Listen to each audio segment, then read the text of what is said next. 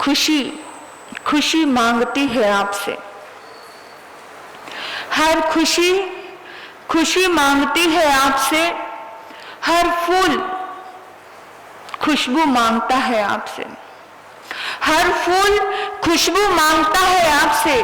आचार्य सम्राट आराध्य गुरुदेव डॉक्टर शिव मुनि जी महाराज इस युग के तीर्थंकर, हर ऊर्जा हर शक्ति मांगती है आपसे।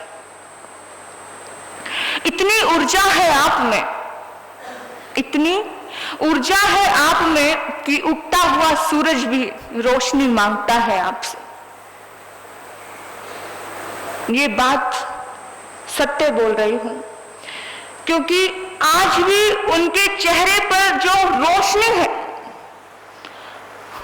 वो मुझे देखने को नहीं मिली। खिलता हुआ चेहरा बहुत कम लोगों में मिलता है। हम कहते हैं खाने पीने से शरीर में ताकत आती है। हम कहते हैं खाने पीने से शरीर में ताकत आती है। 30 साल हो गए, 31 साल हो गए एकांत्र चल रहे हैं, और मुझे पता है मैंने 1 साल करके देखा है। वर्षी तक 1 साल करके देखा है। जिस दिन उपवास होता है ना, उस दिन अलग तरह की कमजोरी आती है, और जिस दिन पारना होता है उस दिन तो कुछ खाया ही नहीं जाता। सोचो आप, मैंने जब से गुरुदेव को देखा तब से मैं उनको प्रतिदिन निखरते हुए देखती हूं। हर रोज उनकी ऊर्जा, उनकी शक्ति, उनकी तप की ऊर्जा, उनकी ध्यान साधना की ऊर्जा हर दिन निखरती है। हर दिन एक नया मुकाम उन्हें प्राप्त होता है। उनकी साधना प्रतिदिन बढ़ती ही जाती, क्योंकि दीक्षा लेने से पहले उनके सानिध्य में बहुत बार ध्यान शिविर करने का मौका मिला। देखो, जब से जिंदगी शुरू भी नहीं हुई थी, संयम जीवन की यात्रा भी शुरू नहीं हुई थी, उससे पहले ही उनके सानिध्य में ध्यान साधना करने का अवसर मिलता रहता था, उनका आशीर्वाद मिलता था। तब से हम देख रहे हैं, जब हम छोटे थे, आज भी उनके सामने छोटे ही हैं, लेकिन उस टाइम दीक्षा नहीं ली थी। उस टाइम बहुत अबोध अवस्था थी। एक बोध की किरण जिस आत्मा ने दी, वो आत्मा आचार्य सम्राट आराध्य गुरुदेव श्री शिव मुनि जी महाराज साहब है। एक भीतर की जागृति जिसने दी, जिसे बोलते हैं आत्मा की जागृति।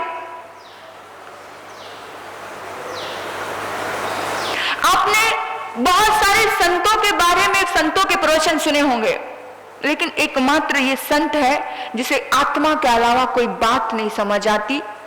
सिर्फ आत्मा, सच्ची श्रद्धा, सच्ची संकित, जे एगम जाने ते सबम जाने। जिसने एक को जान लिया उसने सबको जान लिया। साधारण लेवल का इंसान उन्हें नहीं समझ पाएगा।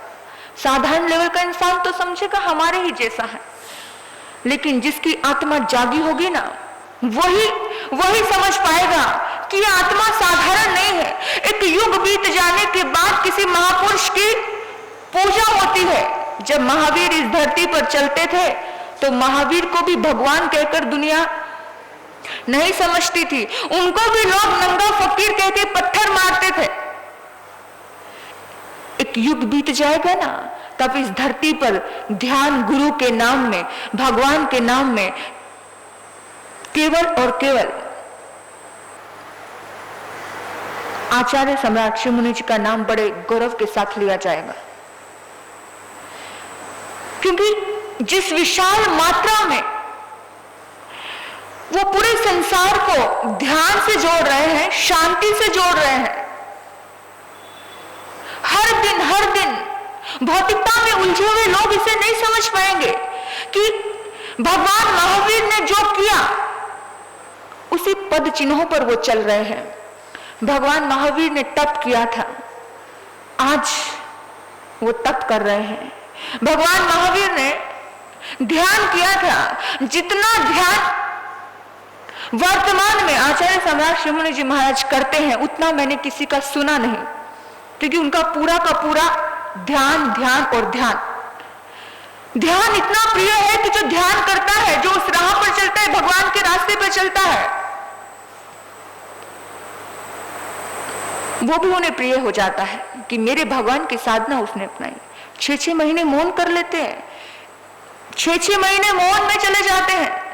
ये 3 काम परमात्मा प्रभु महावीर ने विशेष रूप से किए, ध्यान किया, मौन किया और तप किया विशेष रूप से। और कभी भी आप देखो, कभी थके हुए नजर नहीं आते।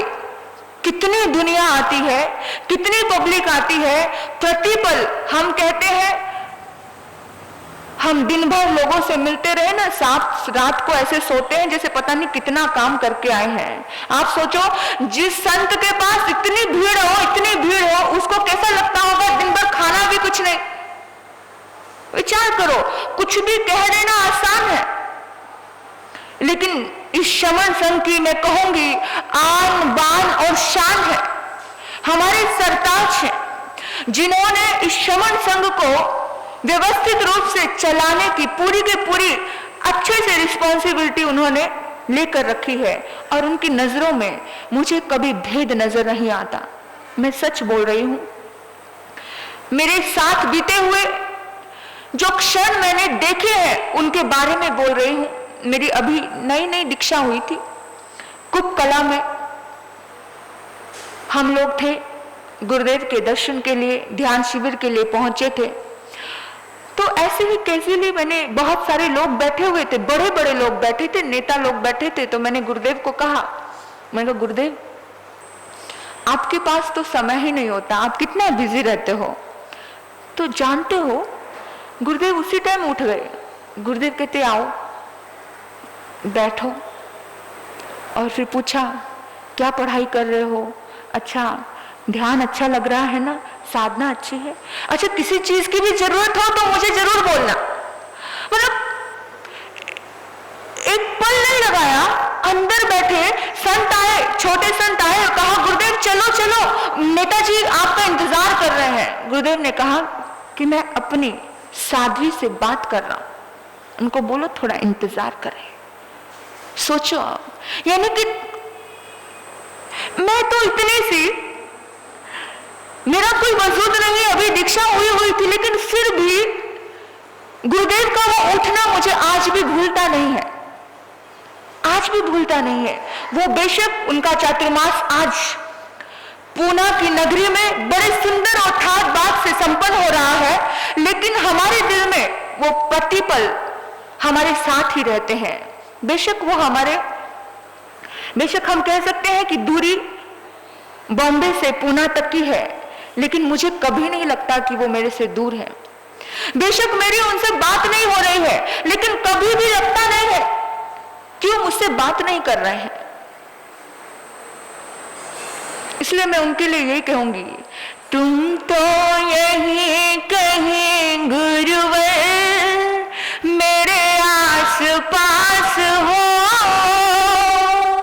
तुम तो यही कहीं गुरुवर मेरे आस पास हो, आते नजर नहीं पर मेरे साथ साथ हो,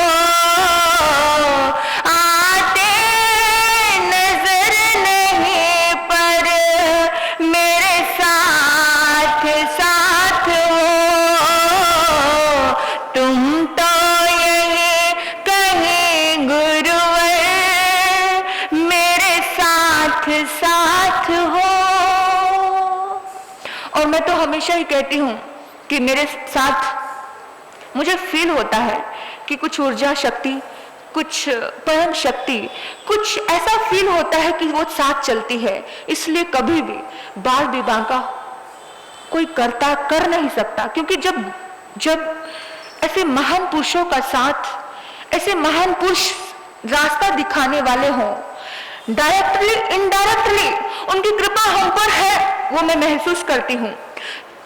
जरूरी नहीं कि पास रहकर ही सब कुछ मिलता है। कभी कभार दूर बैठे भी इंसान दिल के बड़ा पास होता है। और वो मैं खुद को सौभाग्यशाली समझती हूँ कि गुरुदेव के मुखार विंद से मेरा दीक्षा पाठ हुआ।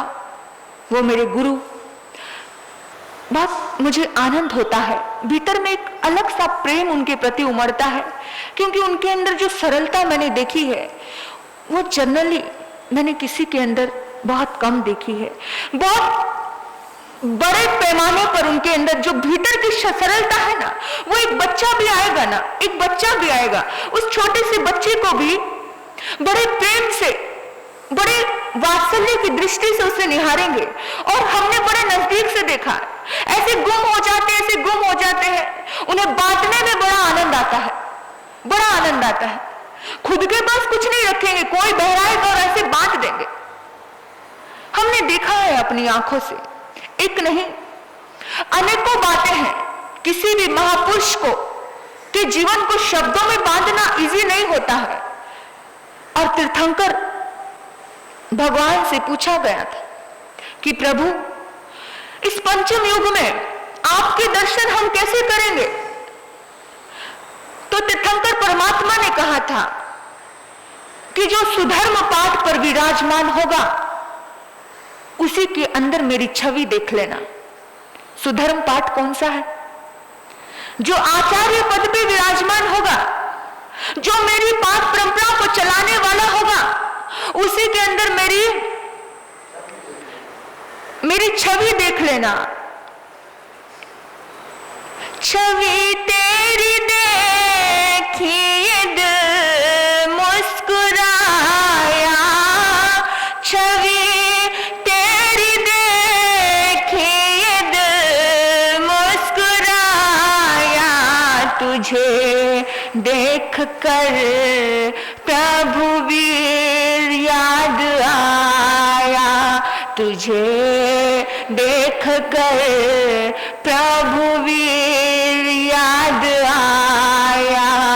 ऐसे ही होंगे वो, रोशन है चेहरा वही नूर पाया, रोशन है चेहरा वही नूर पाया, तुझे देख कर प्रभु वीर याद आया, तुझे देख कर प्रभु वीर याद आया। प्रभु महावीर के साधक हो तुम, प्रभु महावीर के साधक हो तुम, उसी पाठ के आराधक हो तुम, उसी पाठ के आराधक हो तुम, तुझे देख कर प्रभु वीर याद आया, तुझे देख कर प्रभु वीर याद आया।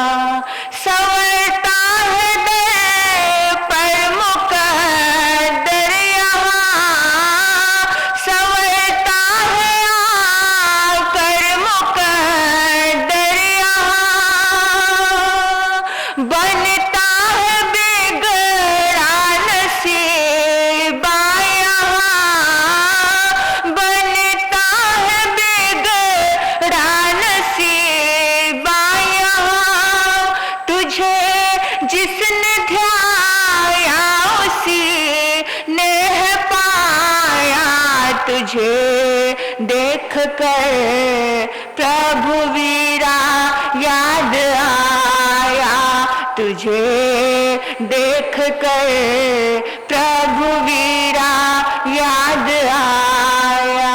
और बताऊं, इसलिए जब परमात्मा से पूछा गया, जब भगवान महावीर से पूछा गया कि प्रभु आपके दर्शन कैसे होंगे, तो भगवान ने कहा कि मेरे पास परंपरा के दर्शन कर लेना तो समझना मेरे दर्शन कर लिए। इसलिए मैं कहूंगी वो इस युग के तीर्थंकर है। वर्तमान युग का तीर्थंकर आचार्य ही होते हैं जो पूरे संघ का नेतृत्व करते हैं। मुझे गौरव है इस शमन परंपरा पर, मुझे गौरव है इस शमन संघ के सरताज पर, मुझे गर्व है क्योंकि आज इस शमन संघ को जो कोहिनूर हीरा मिला है वो ऐसा हीरा है, वो ऐसा हीरा है, उस हीरे को हर कोई पाना चाहता है। और जो लोग नहीं समझ पाते इसका मतलब वो जोहरी नहीं है, जोहरी नहीं है, क्योंकि सामने इस धरती पर साक्षात परमात्मा भी आ जाए ना और परमात्मा खुद आकर कहे कि भैया मैं भगवान महावीर हूं, तो शायद इस धरती के लोग उन्हें ना समझ पाएंगे। क्योंकि आप कहोगे अरे वो तो चले गए, वो तो पुरानी बातें थी, लेकिन आज थोड़ी कोई भगवान हो सकता है। वो नजर चाहिए, वो जौहरी जैसी नजर चाहिए। आज भी इस धरती पर साधना की कमी नहीं है और पूरी की पूरी परमात्मा की साधना, कुछ काम नहीं, कुछ काम नहीं, सिर्फ साधना और साधना, भगवान महावीर की साधना। आपको पता है उन्होंने गुरु नानक, गुरु गोविंद सिंह को जिस पावन धरा पे उनका जन्म हुआ, जहां पर वो पले बड़े, गुरु नानक, गुरु गोविंद सिंह के नाम से जानी जाती है वो धरा, वो है पंजाब की धरा। ऐसी पवित्र धरा पर उनका जन्म हुआ। मलोट मंडी में चिरंजी लाल जी उनके पिता, उनकी सहधर्मी, उनकी सहभागिता, उनकी सहयात्री माता विद्या देवी जी की पवित्र कुक्षी से उनका जन्म हुआ। सबसे पहले मैं उनकी माता को नमन करती हूं जिन्होंने अपना अनमोल रत्न इस समाज को समर्पित किया। वो वीर माता पिता जिन्होंने अपने जिगर का टुकड़ा इस समाज को समर्पित किया। आपका बेटा थोड़ी देर के लिए कॉलेज से लेट आ जाए, आपकी बेटी थोड़ी देर के लिए कॉलेज से लेट आए और रास्ते में आते आते आधा एक घंटा हो गया तो बार बार फोन की घंटियां बजने लग जाती है। बेटा तू आया नहीं, बेटी तू आई नहीं, क्या हुआ, कहाँ रह गया, कहीं सुरक्षित तो है ना, कुछ गड़बड़ तो नहीं हुई, कहीं चोट तो नहीं लगी। अरे मन में कितने 100 गलत ख्याल आते हैं, इतनी देर हो गई, कोई एक्सीडेंट तो नहीं हो गया, ऐसा तो नहीं हो गया। सोचो जरा उन वीर माता पिता ने कैसे सड़कों पे चलने के लिए, सोचो जब कोई संत बनता है तो सबसे पहले उस माता पिता को अनंत अनंत नमन करना होता है, क्योंकि उस माता पिता ने कितना कितना बड़ा जिगरा रखा है। जिगर चाहिए, आसान नहीं है। आप सोचो अपने बच्चों को देखकर देखो, दुख में रह लेंगे, परेशानी में रह लेंगे, लेकिन बच्चे को धर्म के रास्ते पर बढ़ाने के लिए तैयार नहीं होते हैं। कितना बड़ा दिल।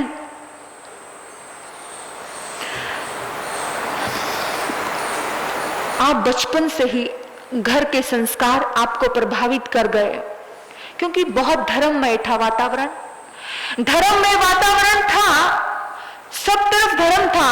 संत समागम, साधु संतों के समागम में आना जाना, और भीतर से मन संतों से जुड़ चुका था, लेकिन बाहर से एकदम वेल अप टू डेट रहते थे। बाहर से बहुत एकदम, क्योंकि वो भीतर से जागी हुई आत्मा थी। जब जाग जाते हो तो बाहर का कोई भी परिवेश तुम्हें बेहोश नहीं कर सकता है। घर वाले सोच भी नहीं सकते थे कि ये दीक्षा ले लेगा, क्योंकि बेशक संतों से प्यार होने का मतलब ये तो नहीं होता है कि वो दीक्षा लेगा। बड़ा वैभव था घर में, बड़ा संपन्न परिवार था, इतना संपन्न, बड़े सेठ के बेटे थे, सोचो जरा, क्या ख्वाब रचे होंगे उस माँ ने उसके भविष्य के लिए? क्या ख्वाब रचे होंगे उसके पिता ने जब उसको बड़े बड़े कॉलेजों से पढ़ाई और लिखाई करवाई, इंग्लिश में एमए की, दर्शन शास्त्र में एमए की, पीएचडी की, डीलिट की, इतना पढ़ लिख गए। आप सोचो क्या ख्वाब रहे होंगे पिता के और माता के। किसी वैभव में जन्मे, वैभव में पले, वैभव में जिए, आप सोचो। लेकिन जब पहली बार, मैं आपको यही सोच रही हूं, जरा खुद को टटोल लेना, जरा खुद को भीतर में देख लेना कि अगर हमारा बच्चा थोड़ी देर के लिए घर में नहीं आए, एक दिन के लिए आपसे घर में नहीं मिले, आप बेचैन हो जाते हो। लेकिन वो माता, कोई भी संत की माता कितना बड़ा दिल रखती है कि इतनी सर्दी है, सड़कों पे चलना है, इतनी गर्मी है, सड़कों पे चलना है।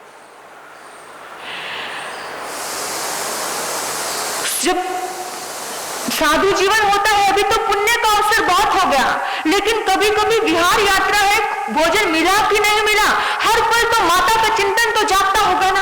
अरे साधु जीवन बहुत, सर्दी गर्मी सहनी होगी, भूख प्यास सहनी होगी, बहना भी समझाए भैया मत लेना साधु बाना। बड़ा सुंदर एक गीत है, गुरुदेव के ऊपर ही बना है, पूरा जीवन चारित्र है। शिव मुनि भगवान के लिए यही कह रही हूं मैं आपको कि एक बार वो दिल पैदा करो। उस माता को नमन है जिस माता ने उनकी भावनाओं पर फूल चढ़ाए। 30 वर्ष की उम्र में उन्होंने दीक्षा ली, और ऐसा नहीं कि उन्होंने कुछ देखा नहीं, सारे वैभव को देखा उन्होंने, पूरी भौतिकता की चकाचौंध में गए, वो विदेशों में गए, विदेशों में रहे, वहां पर भी तरह तरह के दोस्त बने, गावाडोल करने वाले बहुत तरह के लोग, उनके सामने ड्रिंक रखी गई, अरे टेस्ट तो करके देख। उनके सामने बहुत कुछ ऐसे प्रलोभन आए, लेकिन महापुरुष कभी किसी प्रलोभन में फंसता नहीं है। बहुत देशों की यात्रा की उन्होंने, विदेशों की यात्रा की, तरह तरह से उनको अट्रैक्ट किया गया, इतने खूबसूरत लगते थे, इतना अट्रैक्ट किया गया, लेकिन वो कभी कहीं किसी चीज में, किसी बात में फंसे ही नहीं, रहने को बड़ा अच्छा रहते थे, कभी बाहर का दिखावा उनकी जिंदगी में आया ही नहीं कि गंदे कपड़े पहनने हैं और घंटों बैठकर ऐसे रहना है, ऐसा रहना है, ऐसा नहीं आया। भीतर से निर्लिप्त थे, ऐसे निर्लिप्त। 30 वर्ष की उम्र में, जानते हो, जब दीक्षा हुई थी तो हमने सुना है कि उनके पिता ने सोने की अंगूठियां बांटी थी, इतना वैभव था। सोचो आप, जनता को सोने की अंगूठियां बांटी। ऐसे वैभव को छोड़कर उन्होंने दीक्षा ली, और दीक्षा लेने के बाद उन्होंने बहुत साधनाएं की, बहुत साधनाएं। और आप देखो, मात्र 15 साल की उम्र में, कौन सी उम्र? दीक्षा की उम्र। कितनी? दीक्षा की उम्र, एक नया जन्म हो गया ना। मात्र 15 साल की उम्र में, दीक्षा की उम्र में, सिर्फ 15 साल की दीक्षा थी, युवाचार्य पद मिल जाता है। आचार्य सम्राट आनंद ऋषि जी महाराज साहब ने उनके भीतर की योग्यताओं को परखा, क्योंकि मैं कहती हूं एक जौहरी ही परखता है कि किसी के भीतर में क्या है। आचार्य सम्राट आनंद ऋषि जी महाराज साहब के पास वो आंख थी, उन्होंने युवाचार्य के रूप में उनको वो पद दिया, बड़े धूमधाम से, बड़े भक्ति भाव से। लेकिन फिर भी उनकी साधना बढ़ती गई, बढ़ती गई। आप सोचो, महान साहित्यकार हुए वो, बड़ी रचनाएं की उन्होंने, आचार्य सम्राट आत्माराम जी महाराज साहब के बहुत सारे शास्त्रों का उन्होंने अनुवादन किया। आज हम कह दें कि वो महान आत्मा हमारे बीच में है, हमारे आसपास है। आप जितना लाभ ले सकते हो उनकी साधना कर लो, जितना लाभ ले सकते हो उनकी साधना कर लो। मत सोचना कि अरे 3 दिन जाएंगे, अरे 4 दिन जाएंगे। आपको ये ना हो कि आपको फिर पश्चाताप करना पड़े और आपको लगे कि काश काश हम भी उनके चरणों में जाकर कोई तो साधना शिविर कर लेते। आपको कहने को मिले कि नहीं, उनका सानिध्य, उस ऊर्जा उस पुरुष का सानिध्य मैंने प्राप्त किया है। जरूर उनके जीवन में 12 भावनाओं का चिंतन जागा, क्योंकि जब 12 भावनाओं का चिंतन जागता है तो ही भौतिकता छूटती है। चारों तरफ विलासता थी, चारों तरफ भौतिकता थी, चारों तरफ था। विदेशों में उनको कोई रोकने टोकने वाला नहीं था कि तुम ये मत करो, तुम वो मत करो। किसी का उनके ऊपर अनुशासन नहीं था। सूझबूझ से, सूझबूझ थी, सब कुछ था, चाहते तो कुछ भी कर सकते थे। और माता पिता ने तो भेजा ही इसलिए था, सोचा ही इसलिए था कि इसका मन बदल जाए, और माता पिता को था कि बदल जाएगा, माता पिता को था बदल जाएगा, क्योंकि करुणावान स्वभाव के थे। लोगों को क्या पता करुणा क्या होती है। लोग सोचते हैं ये तो 1 नंबर का इमोशनल है, ये तो कहीं भी फिसल जाता है। लेकिन करुणावान स्वभाव का व्यक्ति हमेशा स्ट्रॉन्ग रहता है, वो फिसलता नहीं है, दुनिया उसे समझ नहीं पाती। करुणावान थे, आज भी वो करुणा उनके भीतर में दिखती। और कभी भी अपने बड़प्पन का घमंड मुझे उनके अंदर नहीं दिखा, कभी नहीं दिखा। इतने बड़े संत समाज को संभालना आसान है क्या? आसान है क्या? किसी का मुंह उधर जाता है, किसी का मुंह उधर जाता है, सबको संभाल के लेते हैं। और ऐसे हमने ध्यान शिविर में देखा है, हाथ जोड़कर इस तरह से माफी मांगते हैं, माफी मांगते मांगते आलोचना करते करते अपनी आंखों से आंसू आ जाते हैं। ऐसी करुणा है। ध्यान शिविर में देखा हमने, ऐसे ऐसे सबको बोलते हैं मुझे माफ करना, नहीं, इतना भीतर से सबके प्रति मैत्री का भाव है, करुणा का भाव है। जब कोई संत को पद मिल जाता है, किसी को भी सत्ता तो अहंकार सर चढ़ के बोलता है, लेकिन मुझे 1% भी मेरी दृष्टि ने उनके अंदर राई मात्र भी अहम नहीं देखा। राई मात्र, बड़ा सीधा सरल, मुस्कुरा देते हैं। और सचमुच गुरुदेव की एक बात मुझे बड़ी याद आती है। कभी कभी गुरुदेव को बोलते हैं, गुरुदेव आप हमें याद करते हो, मिलते हैं तो? गुरुदेव जब भी मैं मिलती हूँ तो गुरुदेव इतने प्यार से मिलते हैं, इतने प्रेम से मिलते हैं, जैसे वर्षों से जानते हैं। वो जानते ही हैं। गुरुदेव एक बात बोलते हैं कि मिलो तो ऐसे मिलो जैसे वर्षों से जानते हैं, और बिछड़ो तो ऐसे बिछड़ो जैसे जानते ही नहीं। मतलब कितने निर्लिप्त हैं। जब भी मिलेंगे, इतनी भरी सादगी समाज में, सम्मेलन में उन्होंने बोला जागृति बोलेगी।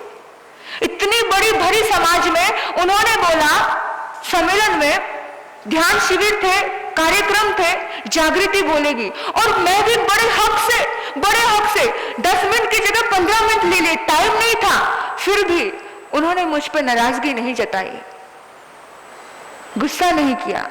कोई दूसरा होता तो, हमने देखा है, हम बड़े बड़े फंक्शनों में गए हैं, 1 मिनट में बीच में ही जय हो कर देते हैं, बीच में ही हर्ष जय कर देते हैं, बीच में ही रोक देते हैं, लेकिन गुरुदेव ने बीच में मुझे रोका नहीं। ध्यान शिविर के अनुभव बताए, जो हमारे जीवन में ध्यान है, जो वत्सल श्री जी महाराज साहब के जीवन में ध्यान है, वो नींव, वो बीज तो उन्होंने ही डाला है। बाद में रास्ता दिखाने वाले वो है, लेकिन उसके बाद अभ्यास करो तो जीवन अपने आप ही खिलकर आता है। अभ्यास उन्होंने किया, अभ्यास हमने किया, और जारी है वो अभ्यास। बस आपकी श्रद्धा, आपकी कृपा सदैव ऐसी ही बनी रहेगी, दुआ करती हूँ। क्योंकि आपका आज जन्मदिन है, तो जन्मदिन के लिए एक प्यारी सी दुआ है कि आप यशस्वी बनो, आप दीर्घायु हो। इस वर्तमान स्थिति में आपकी युगों युगों तक आवश्यकता है।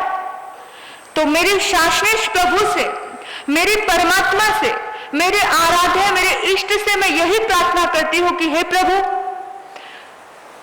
शमन संघ जिसकी छत्र छाया में पल रहा है, वो छत्र छाया युगों युगों तक तुम सलामत रहो कयामत तक। खुदा से दुआ मांगी है मैंने, बस यही कहती हूं कि हे प्रभु आप सलामत रहो कयामत तक, बस यही दुआ है, यही प्रार्थना है। नित्य खैर मंगा गुरु जी मैं तेरे, दुआ ना कोई और मांगे दी। नित्य खैर मंगा गुरु जी मैं तेरे, दुआ ना कोई और मांगे दी। मेरी उम्र भी लग जान तेनू, दुआ ना कोई और मांगे दे। मेरी उम्र भी लग जान तेनू, दुआ ना कोई और मांगे दे। इसलिए गुरुदेव, हमारी ये दुआ, हमारी ये भावना आपके चरणों में समर्पित है। आपको जन्मदिन की हार्दिक हार्दिक मंगल कामनाएं, शुभ कामनाएं।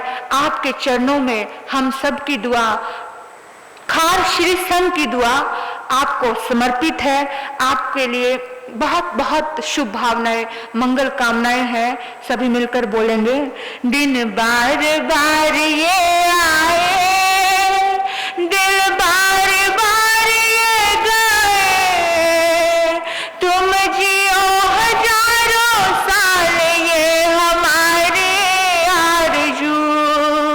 Happy birthday to you, happy birthday to you, happy birthday Acharya Shri ji, happy birthday to you. जन्मदिन आपका हम आज मनाएंगे, जन्मदिन आपका हम आज मनाएंगे। झूमेंगे गाएंगे और खुशियां मनाएंगे कि many happy returns of the day, भगवान हैप्पी बर्थडे, कि many happy returns of the day, भगवान हैप्पी बर्थडे, प्रभुवर हैप्पी बर्थडे। बोलिए आचार्य सम्राट आराध्य गुरुदेव श्री शिव मुनि जी महाराज साहब की। किसी को गाना है, कोई भजन गाना है, बोलना है?